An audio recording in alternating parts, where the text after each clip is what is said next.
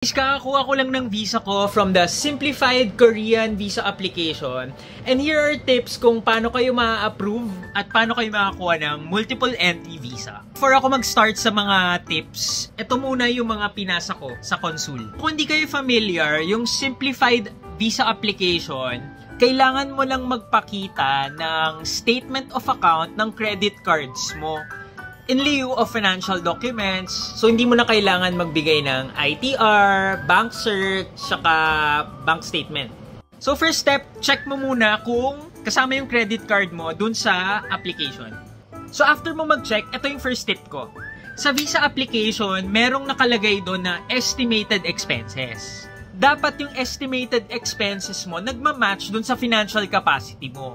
Kung sa laman ng bangko o sa credit limit mo, times 2 or times 3 nung estimated expenses mo. Number 2, dapat malaman nila na afford mo kasi. So, ibigay mo na lahat ng evidence na kaya mong mabuhay sa Korea based dun sa planned travel mo. So, ako hindi kasi ako employed, freelancer ako, tapos meron akong business. So, pinasa ko yung BAR Certificate of Registration ko para malaman nila kung saan ko nakukuha yung pera ko. Nung nakita dun sa Certificate of Registration ko na may nakalagay na social media influencer, pina-attach din sa akin ni ate yung screenshot nung page ko. Sinama ko na rin yung screenshot nung insights ko para malaman nila na medyo okay naman yung page ko. At yes, nagbabayad po tayo ng tax.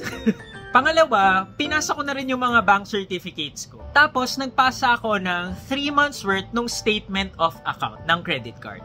Tip lang din dun sa credit card, dapat po ginamit mo yung credit card. Kasi meron akong friend, yung friend daw nila, nag-apply din sa Simplified pero hindi gamit yung credit card. So, ayun, na-deny. Next naman, kung nagta-travel around ka for the last 5 years, ilista mo lahat para makita nila na hindi ka first-time traveler. Makakatulong din po if i-attach nyo yung visa nyo sa mga OECD countries na na-visit nyo for the last 5 years. Ito guys, yung tip lang for the multiple entry visa naman. Suggest ko, add a cover letter. Itong cover letter hindi naman required, pero nilagay ko sa cover letter na nag-request ako ng multiple entry visa para mas ma-enjoy ko yung Korea nang hindi na mag-a-apply ulit ng visa. Ayan, ito po yung pinasa kong cover letter. I-pause nyo na lang po para basahin. Pero syempre, iba-iba po tayo.